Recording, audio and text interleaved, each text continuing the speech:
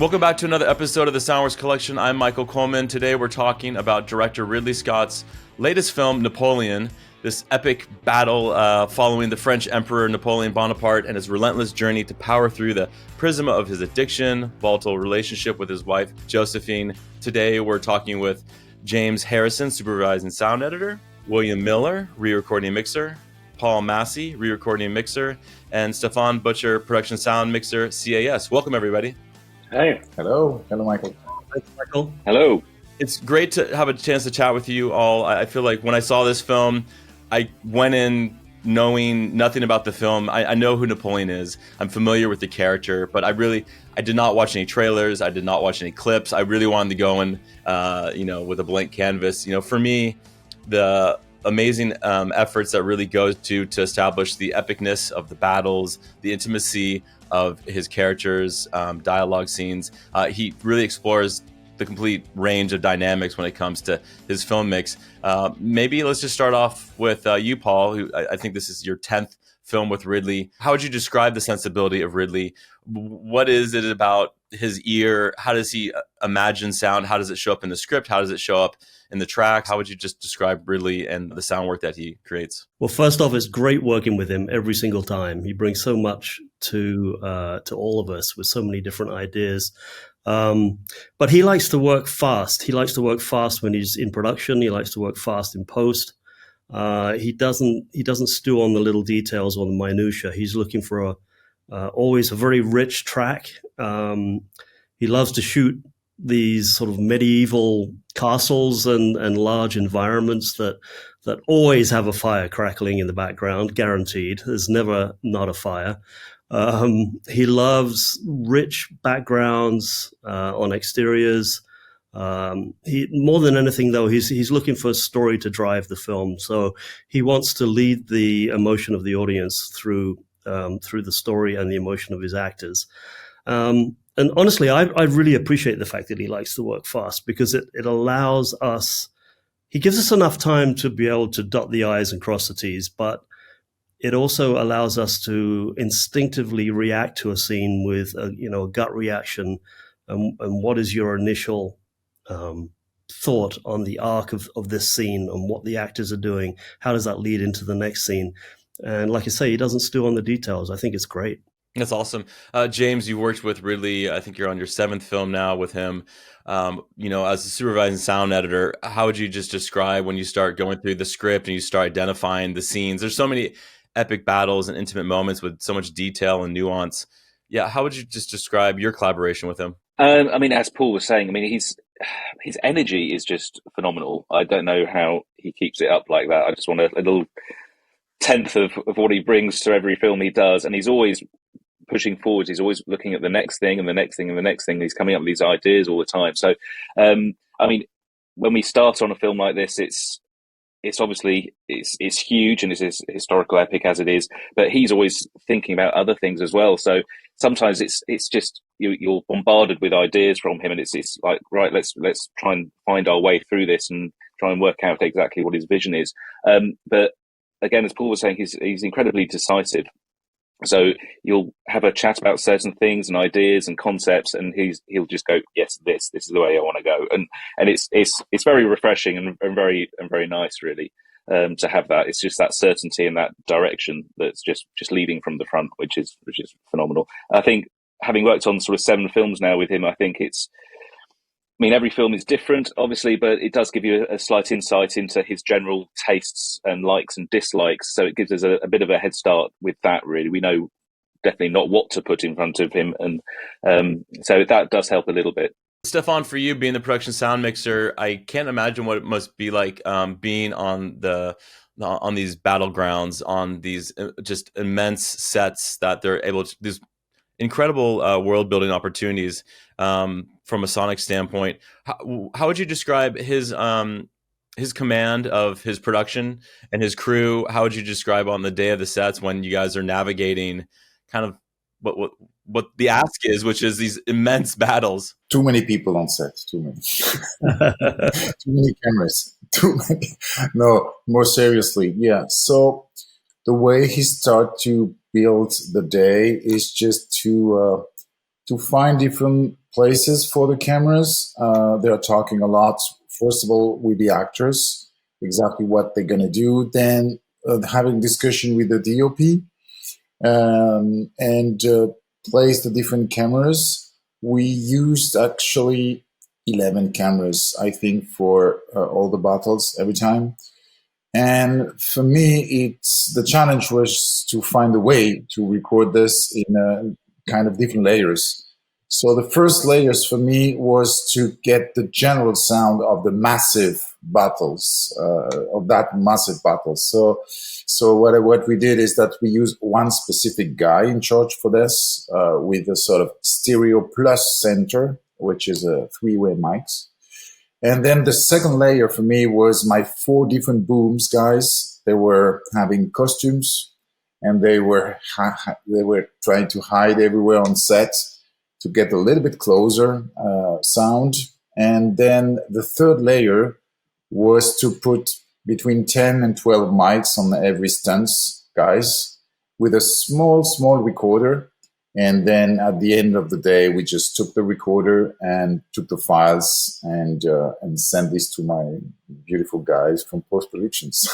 so that's the way we were working with Ridley to get the all the sound of the battles, all the stunts and the extras. We actually had, I think we went up to 500 people on set. Yeah. You make it sound so simple, like it's effortless. I imagine, you've been through. It's not. Actually, it's absolutely not. No, it's not. Well, I think it speaks to when you understand how many cameras really wants, on location, and the coverage and where you can get in and get out. I remember in a previous conversation, you talking about, hey, we need to get some closer miking. Can we paint these out with visual effect? Exactly. This is doing the prep. I'm always asking to be able to talk with all the department, the HODs. And when I was reading the script for the first time, I had really 2 priorities for me. It was the couple, Napoleon and Josephine. I was sure that these guys going to have this intimate conversation, making this sort of bubble. And I wanted to go actually inside the bubble. So with the mics. So we decided with the VFX production to get a budget to paint out all the booms. And I told Ridley that for that specific moment, I would ask him to go inside his frame with the booms. And he was okay every time about that. And I like this idea because then it makes a sort of contrast. It's like having these whisperings, this conversation, like very, very low conversation, whispering.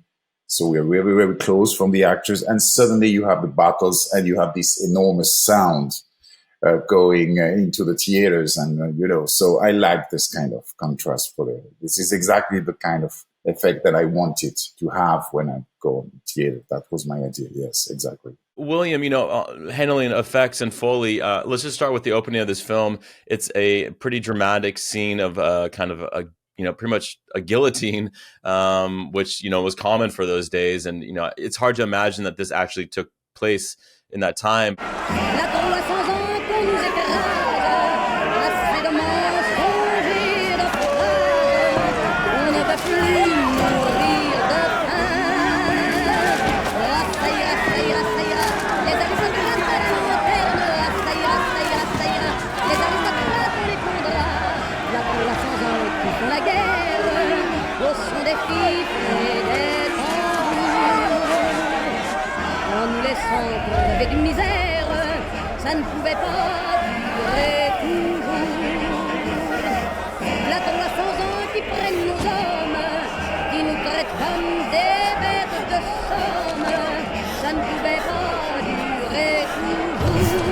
How would you describe the handling of our crowds, of our just size and scale once again, and then the intimacy of something so just terrifying as this guillotine? Yeah, that sequence is an interesting one because it's almost semi-stylized in a way. We've kind of gone for it like there's a sort of realness to it, but there's also kind of like we've stylized it in a way to sort of draw you into certain moments and kind of help with the brutality of what's going on in that moment. It sort of starts quite chaotically with all the crowds, and we've kind of got the vegetables being thrown, and there's moments where we kind of want to focus in on Marie Antoinette as a character and what she's about to go through. So we kind of like start to drown out some of the more like realistic spot stuff and focus in on, I think we kind of like put these kind of like verb effects on the feet and the Foley and kind of the vegetables being thrown to kind of just like make a bit of a kind of almost kind of put you on edge kind of feeling about the moment that's about to happen. And we kind of, as her head's being put into the kind of guillotine, we kind of hear the kind of the ropes and all the kind of like small intricate moments. We're kind of less focused on the scale of the crowd at that point and more about, okay, what's about to happen, and then building up to the point where we have the kind of snare drums that kick in, and then we just have an enormous big guillotine back into reel, basically, to kind of like, sign off on that moment. I definitely closed my eyes, looked away, but the sound is like, the sound is everything. I mean, like as an audience member, you know what's going to happen. You know that blade is going to fall, and I think the tension that that Ridley always leads the audience through, I think is just masterful. Later on, there's this incredible battle at Toulon at the nighttime. It's pretty much Napoleon's proving of his capabilities.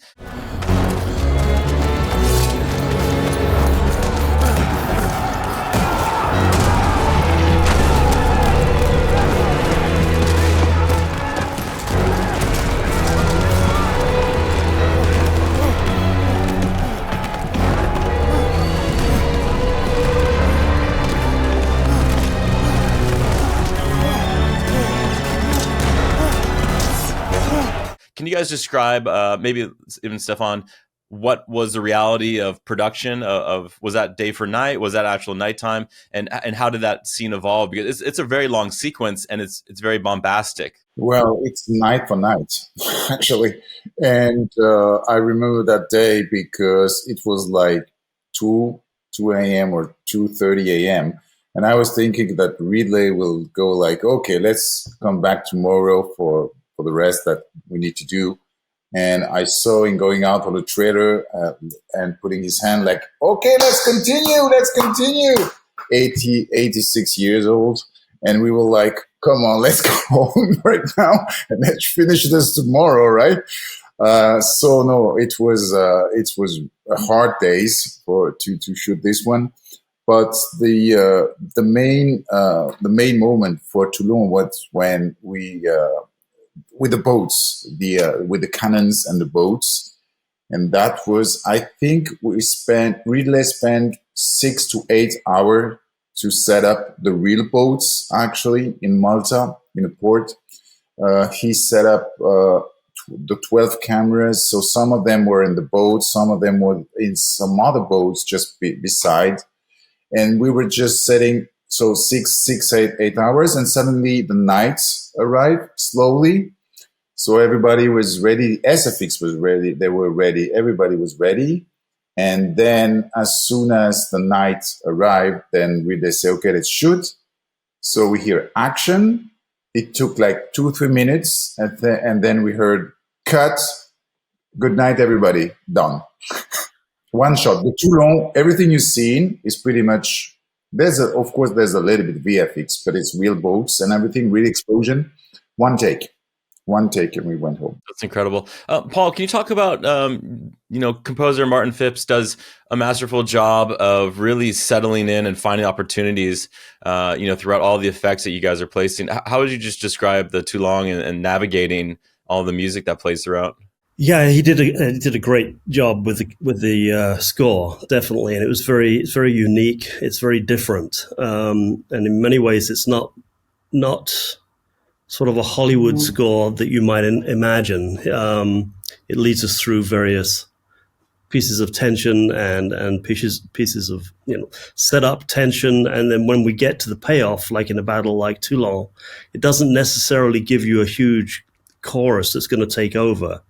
So it was in that particular battle, I think the actual setup and them coming up to the wall and getting up onto the top had music that could be more featured.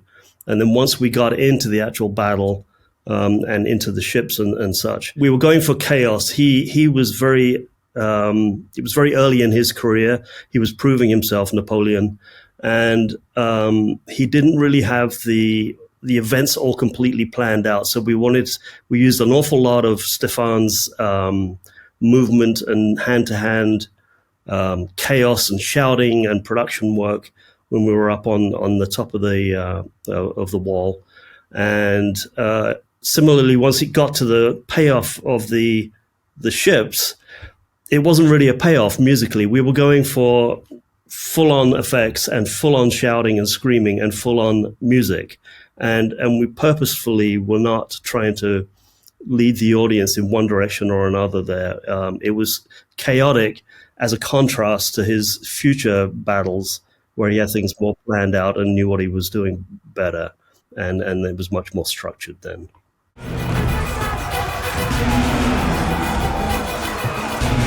Ready the cannon! Sir! Yes, sir! Orders! Elevation! 1, 6, 0! Fire! You know, he did jobs!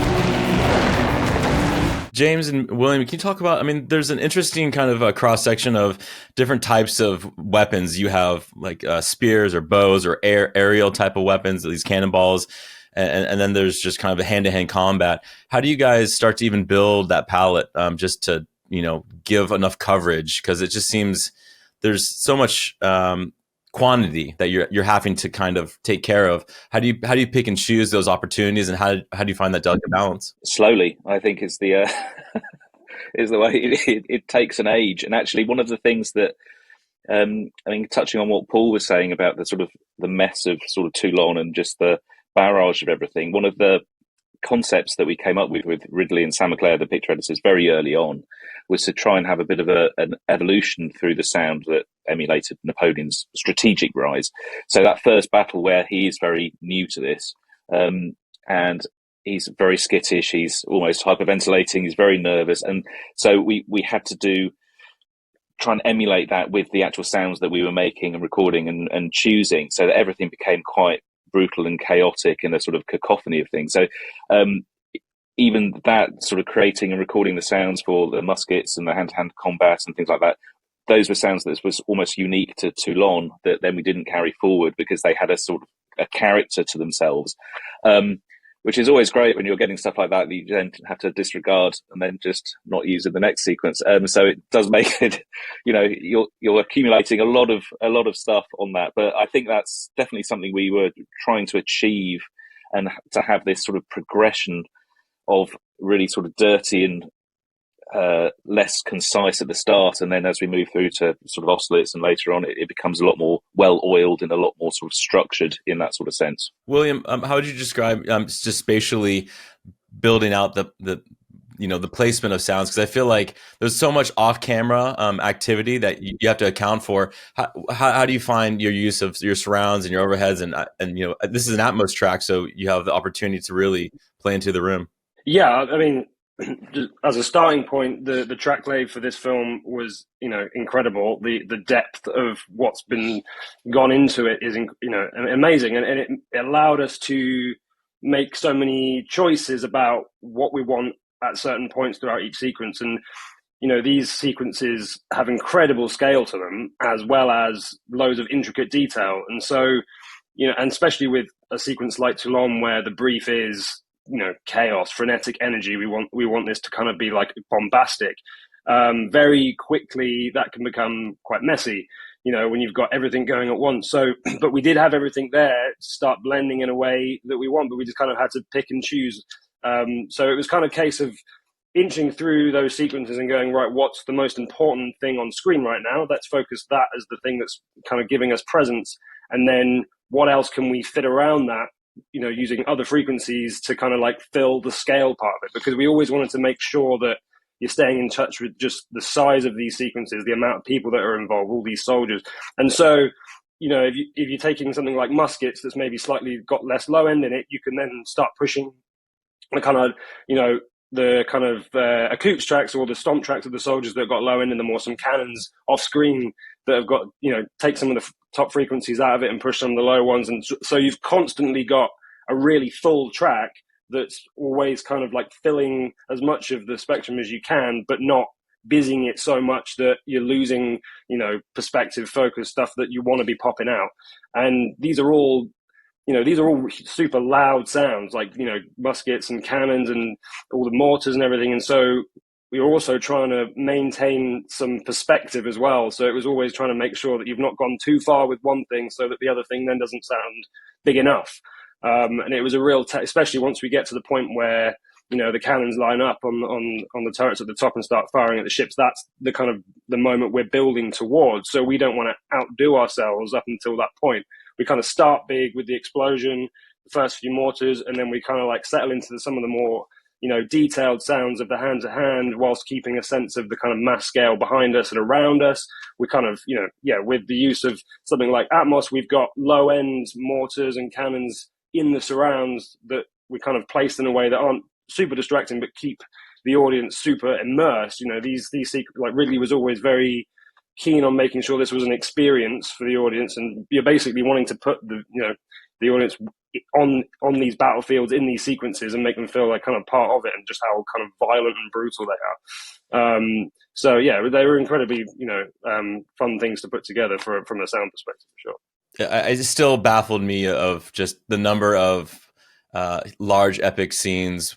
It looked like there were hundreds, you know, of actors and extras and all these components that play into the story. You know, further along, as we follow Napoleon, we get to this coronation, which to me is kind of a turning point. Obviously, he's gaining more power, and now he's in a way crowning himself, you know, the leader of the army.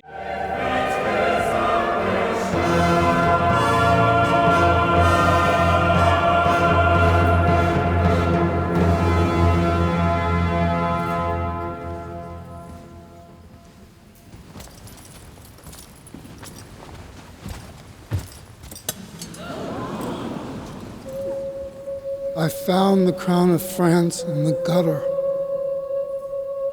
I picked it up with the tip of my sword and placed it atop my own head.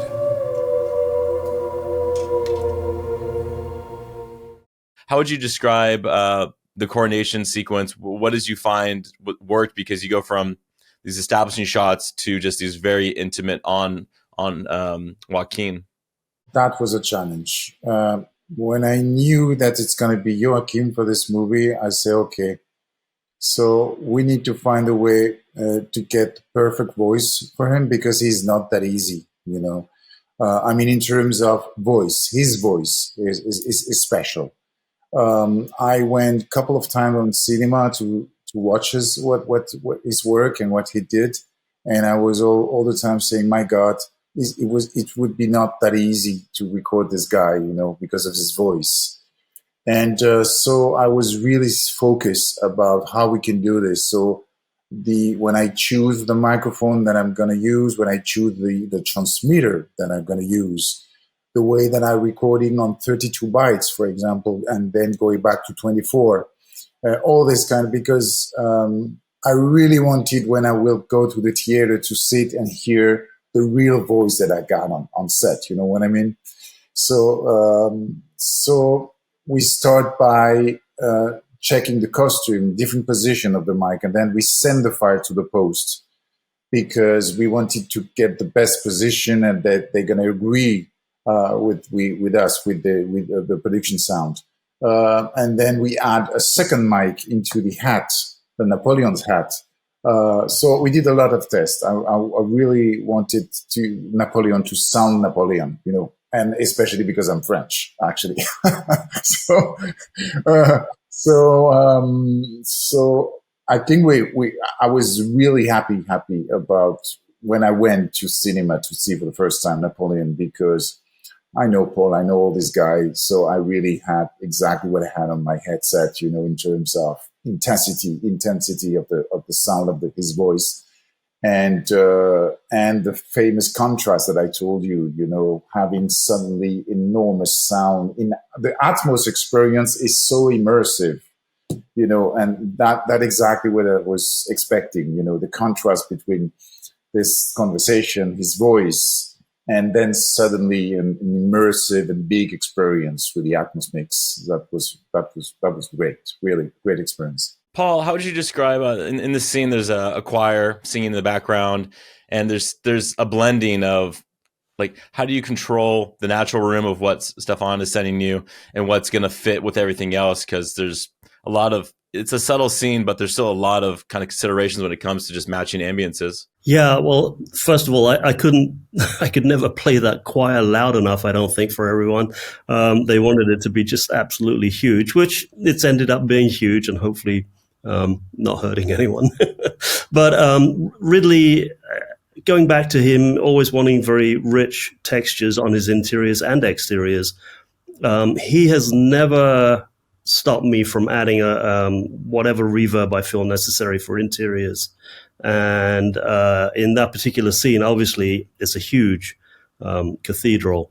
And so along with the production recordings where we had natural reverb that Stéphane had given us, I was able to, or I was at liberty to open it up into all four corners of the room and add additional reverbs to just try and get grandeur and scale and, and sort of weight to what Joaquin was saying, how he was addressing the crowd and such.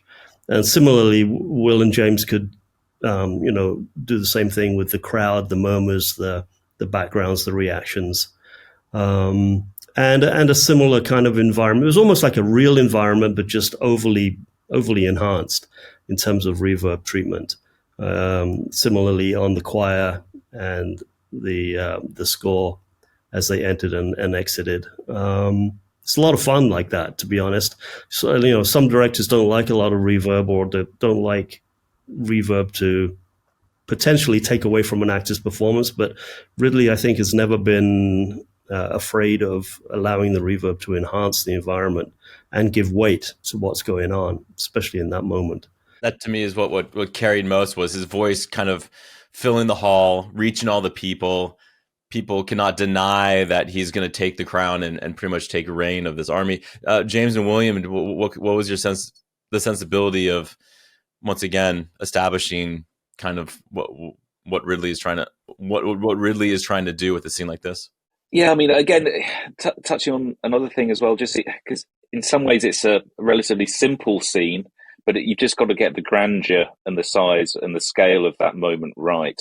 But I know the Foley artists especially, they took a long time to get that right, with just all this sort of different shoe types, the different fabrics on the dresses and everything like that. And I remember we were going in and we were sort of doing the premix of it, and obviously without music, we were just listening to it, and I was like, this is amazing. This is just sounding, it was just beautiful. And then when you add the music on top of it, obviously that takes precedence over almost everything else, but it's just that sense of grandeur, and it was just lovely to sort of work on as a moment, and in direct contrast to all the big battle sequences as well. It's really nice to have those moments that are just so sort of different. But yeah, the reverb's just something you've got to get right. We've all been in spaces like that, and you know how big that carries. And then those places are designed with that in mind. They're designed for someone to stand up at the front and to sound like the voice of God and to resonate in front of the people. So yeah, it's got to be right, and it does the job very well. Subtle details in there that are adding to the effect, that without you kind of noticing in that way. Like Paul is, got this huge, lovely, rich music driving that sequence, and so things like the detail in the Foley you might not think is actually building that scene up in a way as well. You've kind of got all the jewels and everything, kind of like, it's not like you're making a big moment or a fuss about it, but that there are details in there that add to the occasion, and all the robes kind of drag on. I think there was a moment where the Foley guys had kind of added in a few bits, and we started layering all that kind of like the material stuff in. And we were like, we want more of that, and they were kind of, but there's music all over. It's like, no, like more of it, because it you don't, it adds more than you think it's going to. And then with those kind of things, there's the reverbs that you can use in these spaces. You can kind of like go to town in ways where, you can put these lovely long tails, and you can crank a lot of top end into them as well. And it kind of like, it just helps, carry these sounds through and give it, like James was saying, like gives it a sense of grandeur. And, it's a big occasion. It's a big moment in Napoleon's,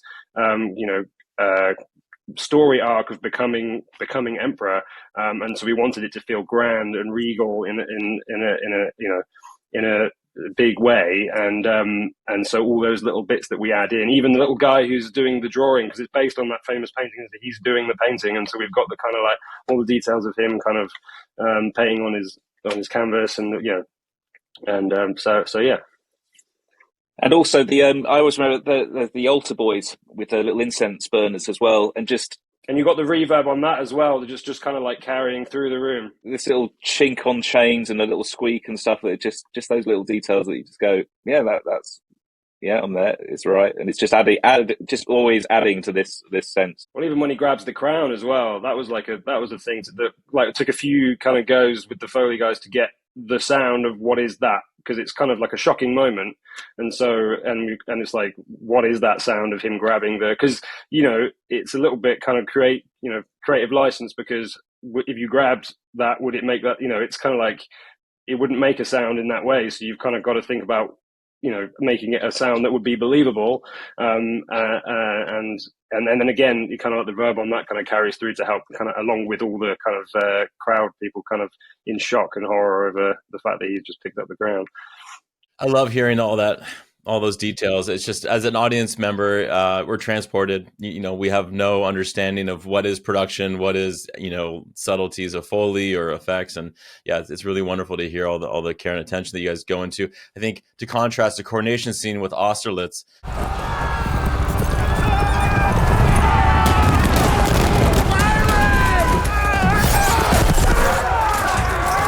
Send in the infantry! Take their position on the higher ground!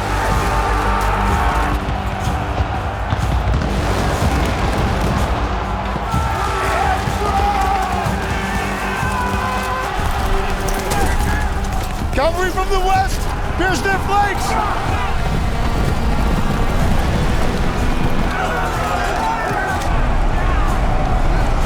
Retreat!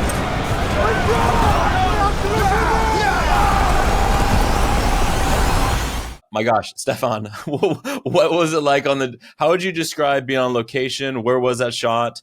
How did he navigate? Because it's, in the picture edit, it's very stylistic. We go from a battle scene, but then when we start breaking through the ice and the cannonballs start pretty much catching these guys off guard, it goes to a very stylistic slow motion. But how would you just describe your production tracks? That battle, so the way we shot this, it was on 2 different locations. We couldn't find, they couldn't find the big location like you would love to find, would love to have. It's impossible. So the first location we went is the usual location that he loves, typical, with the forest, going in a valley a little bit.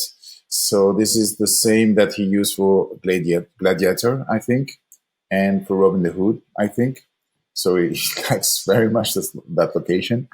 So what we did basically is that day I asked to get some 6 booms, I think. 6 boom guy, and I have one specific guy taking care about the crowds. So the location was so big that sometimes relay was focused on cannons or specific different kind of military stuff, and then I could take 100, 200 extras and then go 10 minutes, 15 minutes away from the set and record them.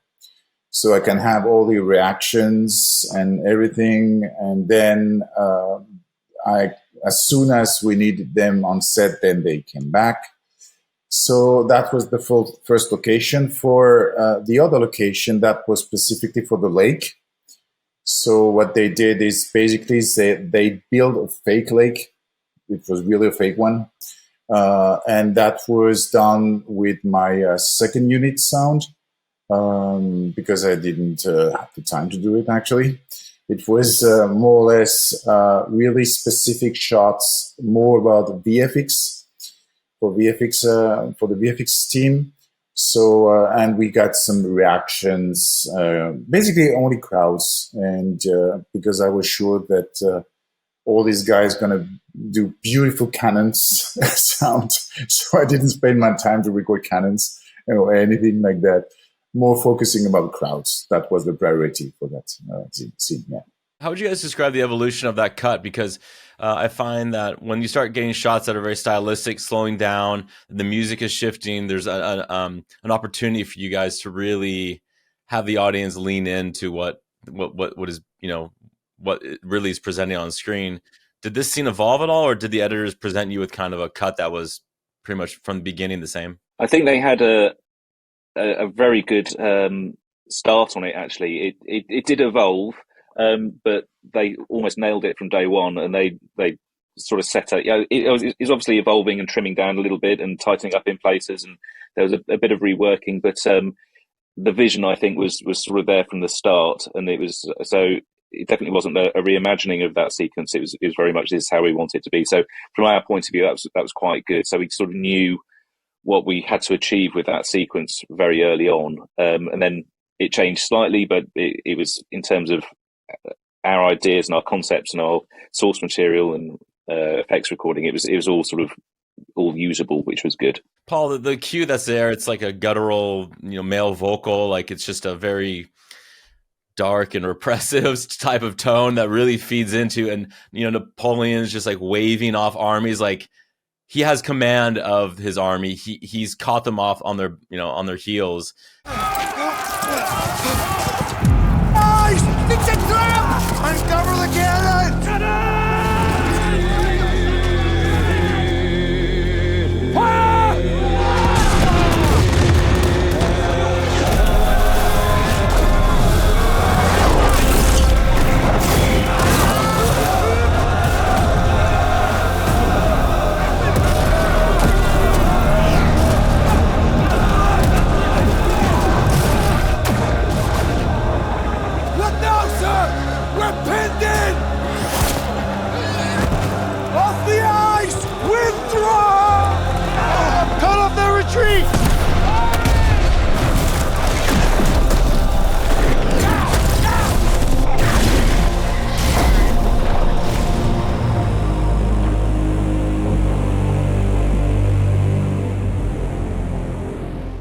How would you describe just navigating the tracks that Martin was presenting?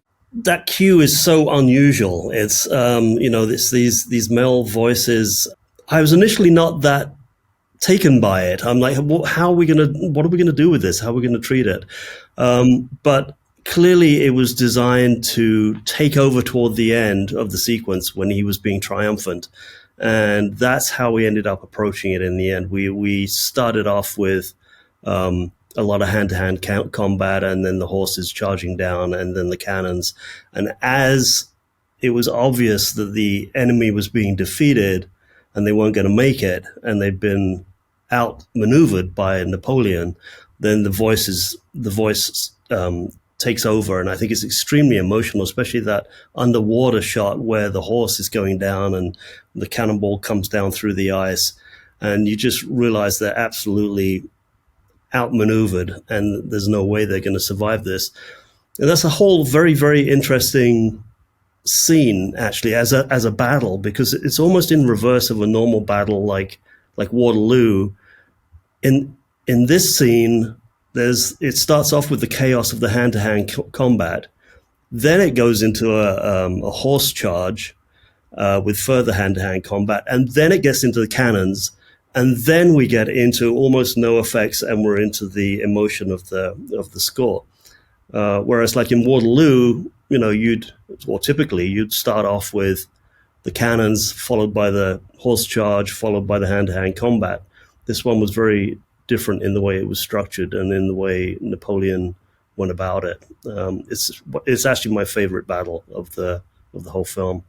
It's an incredible just presentation. It's hard to imagine that something like this could have happened, but whether it's really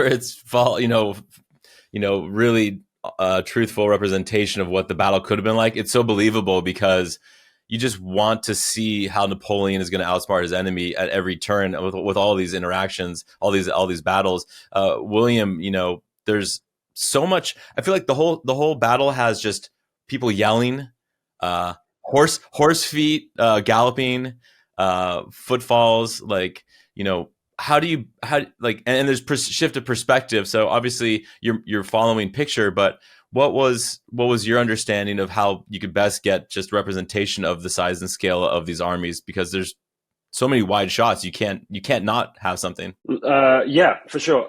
Low end was our friend in this sequence for scale, essentially, and playing around with how far we could push and accentuate low frequencies to generate that sense of scale. And like it's kind of that low end rumble that is essentially, it's almost there throughout. I mean, right at the beginning when Napoleon's up on the hill waiting for the enemy to kind of come in, and the way in which we sort of bring the audience's attention to it is kind of this very, very low level rumble, and it's kind of to help one way bring scale and perspective to the fact that that they're there and coming. And as the closer they get, the more we start dialing in, and you start to hear little bits of the top end detail of the horses and the kind of the acutes of the soldiers. But you'll notice as that final shot where they're kind of just about to start charging, that's kind of where we really kind of went for it. And you didn't want to go too far because obviously there's a lot of low end in other things within that sequence, but that was a really useful way of being able to just generate this sense of mass scale and just how big this battlefield was. Those shots are incredible, and we wanted to do them justice by making, adding to the kind of the visuals by, extending upon it with scale. And so low end was the big part here. But again, once it starts kicking off, there's a lot of low end in a lot of the other things, the horses, and so then that's the point at which we had to start, kind of like we did in Toulon, picking and choosing areas you want to occupy. We had the scores going there as well, and so it was a real case of like, again, which on that shot, what we're going for here. And it's kind of like if the horse is charging in, we're focusing in on that, and then as soon as we're on the shot of it's kind of the hand to hand and them running through and the muskets going, we still have a sense of the horses going, but they're kind of off screen, but with kind of a lot of low end crank to keep that rumble going. So we never ever lose touch with the sense of scale and the sort of mass. But unlike Toulon, Austerlitz was all about kind of precision. I think James touched on this earlier about the kind of evolution. And so we wanted to make sure we weren't falling into the chaotic, frenetic energy type feel that we had in Toulon. This one had to be much more calculated. So we didn't want it to ever feel like it was just a kind of, crazy, we wanted to immerse you, but with that, it was like there was a precision to everything. So once the cannons fire, and they fire in such a way that it's like, he drops his hand and it's like, right, this is my first chess move that's about to kind of kill off, thousands of soldiers with one command. And we wanted it to feel so definite in the way that it happened. And so as those cannonballs are flying over, you're drawn quite specifically to individual ones rather than a kind of sense of just like chaos and mass. It's like, right, where all these cannonballs are going, and then you have that shot of the three kind of going through the ice, and it's just like it's so exact and precise at that moment. And that point as well is where we start to kind of push away from as much of the busyness and the scale and the kind of like the soldiers and the horses, and just focus in on those kind of specific moments on screen and let them kind of drive the story. And that moment. And then, as Paul said, it's effects up until the point at which we kind of know where it's heading towards the end, and we let that score comes in. It's almost like you're inside Napoleon's head at that point.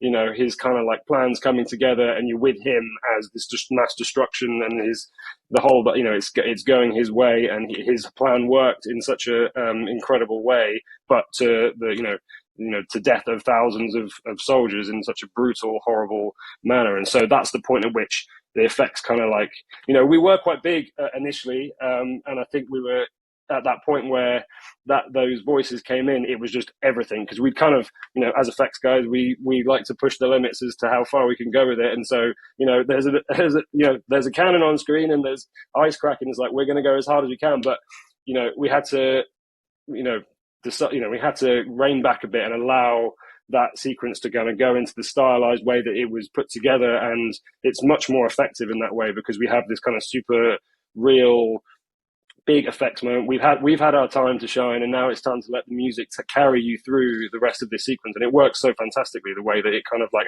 you hand over, and then the audience is just like drawn into that moment, and you witness the the demise of the enemy army.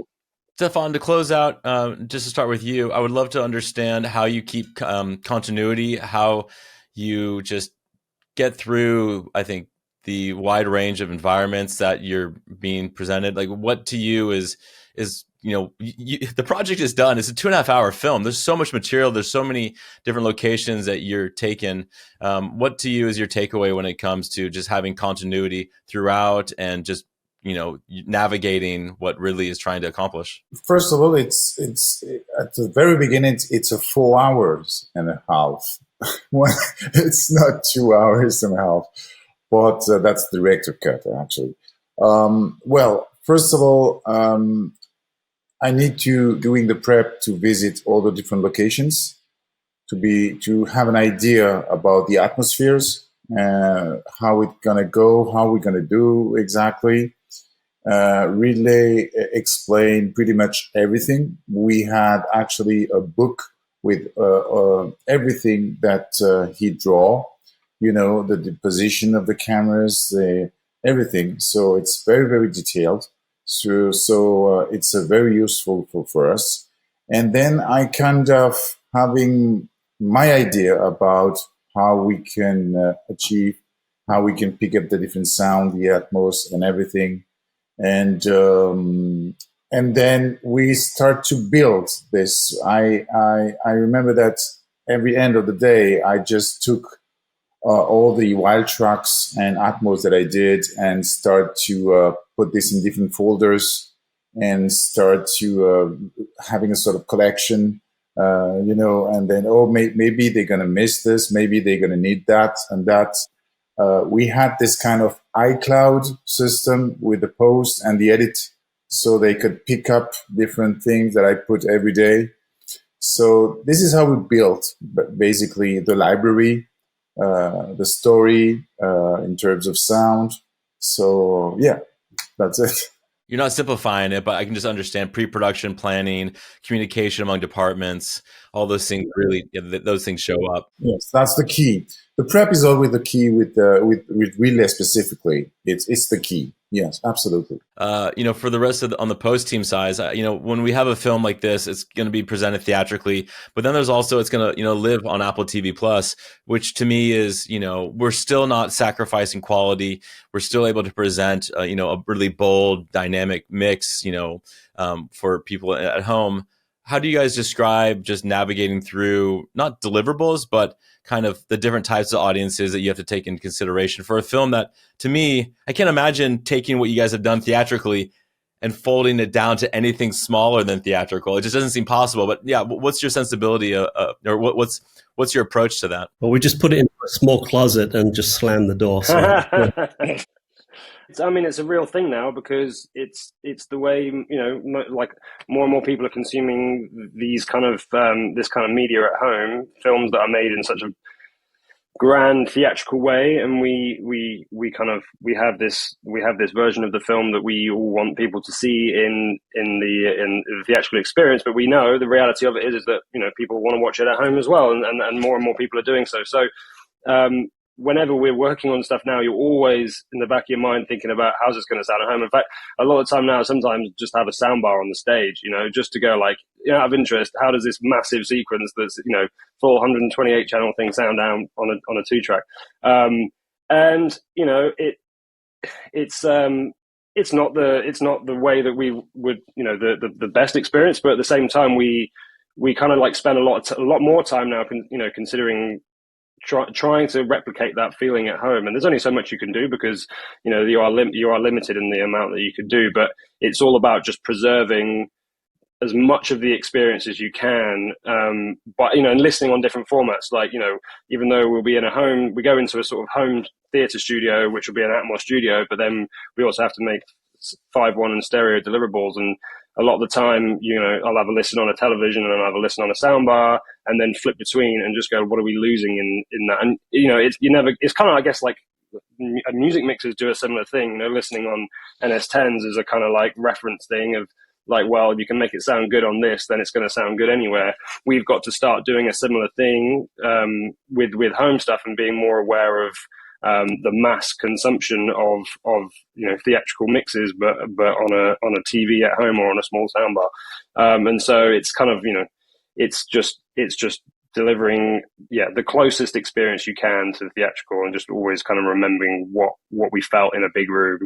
And how best we can kind of make it work. With this film and any theatrical release, whether it's just whether it's a drama or whether it's a huge action sequence, making sensible choices during the theatrical mix is, I think, key to getting us into a really good place for home deliverables and home theater deliverables. And, you know, making sensible choices about object use and dynamic range and where the dialogue window is, how wide that is. If you do that, it'll work in theatrical as you want it to, and it'll also translate really, really well down to a 5.1 or a 2-track home version with some work, obviously, but it shouldn't be that difficult, to be honest, to make a good sounding home deliverable. If you start with good ingredients, the end result will be something that represents the intention of when you started. You know, to me, I can't imagine seeing this film anywhere else except for theaters, but I'm, you know, it's good to know that it's going to be on a service like Apple TV Plus, where they are going to do their best effort to have the, you know, clear and vibrant picture and you know, an Atmos track that was, you know, mixed with the intention of everything that Ridley probably put into it. So yeah, I mean, you know, James, Paul, Stéphane, William, congratulations on this film. I feel like for people who have not seen Napoleon, go out and see it. I was, you know, 2.5 hours felt like it flew by. The performances are phenomenal. The relationship of Napoleon and Josephine is just kind of, you can't really believe that some character as big as Napoleon had such an intimate relationship and such a dependency on his wife. It's such a, it's an incredible film. So yeah, congratulations, you guys, and thank you for your time. Thank you so much. Thank you, Mike. Thank you so much, Michael.